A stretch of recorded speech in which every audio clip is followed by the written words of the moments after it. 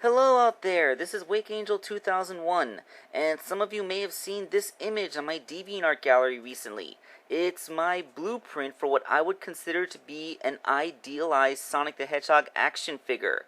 So I figured I'd take a moment in this video to explain the pitch of how this is exactly supposed to work. First of all, let's get into scale. Sonic the Hedgehog, as depicted in the canon media of Sonic and Mario at the Winter Olympics and in Super Smash Bros., is pretty much always portrayed as being exactly the same height as Mario. The problem is that this isn't reflected in any of the toys. Pictured here is the SH Figuarts Mario, which is exactly the same height as Jakks Pacific's World of Nintendo Mario. And as you can see, the 5-inch Jazzware Sonic is too big next to it, and the 3-inch Jazzware Sonic is too small.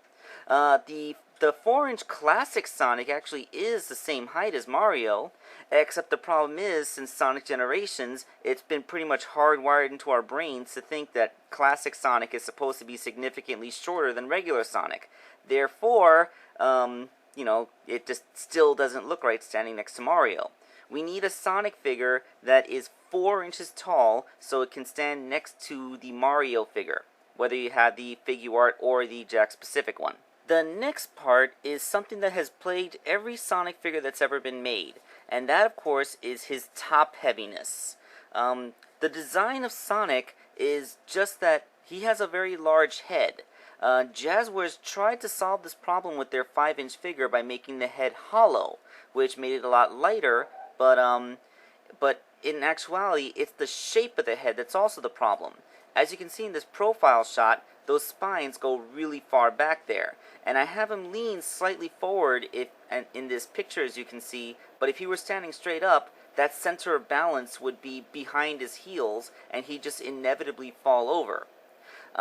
So this is what the profile image in my blueprint shows. As you can see, there's a shaded area in the front where the face is. That's because that part of the head is solid, and the spine part is completely hollow.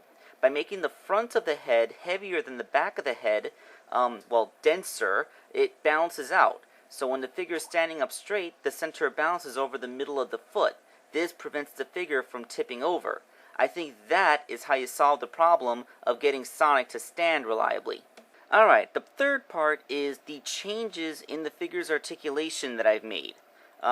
If you look at the drawing of the blueprint, you would at first glance think that it doesn't really look any different from what the Jazzwares figure's doing. Like, he has all the universal joints in the elbows and knees and all that, and it's pretty much the same. But if we take a look at the feet, I took inspiration from two other figures in the Jazzwares line. The Superposer, which is where I got the hinge in the sock cuff. This will allow his feet to maintain a flat-footed stance even if he's posed taking a step, and a ball-jointed ankle. This, like in the Excalibur Sonic figure, this would allow him to get a flat-footed stance even if his legs were in different positions. Having a flat-footed stance is important for Sonic because his feet are kinda shaped like teardrops. There's no flat edge on the inside or outside, so he has to stand with his feet flat or else he's standing on a curved surface, and that's unstable. I also changed his torso articulation. Most Sonic figures have a waist joint, but all that waist joint really accomplishes is breaking the sculpt of his stomach. So instead of a waist joint that rotates, I gave him an ab crunch where he can hinge. This would aid with a curled up pose, along with a knee that can bend beyond 90 degrees. No Sonic figure that I'm aware of really has the ability to approximate the crouched up pose, which is kind of important for him in the video games because it's how he gets ready for a spin dash. So yeah, these modifications to his articulation would actually make the figure better for putting into more iconic poses. So those are the changes that I would make to a Sonic figure to have him be, ideal.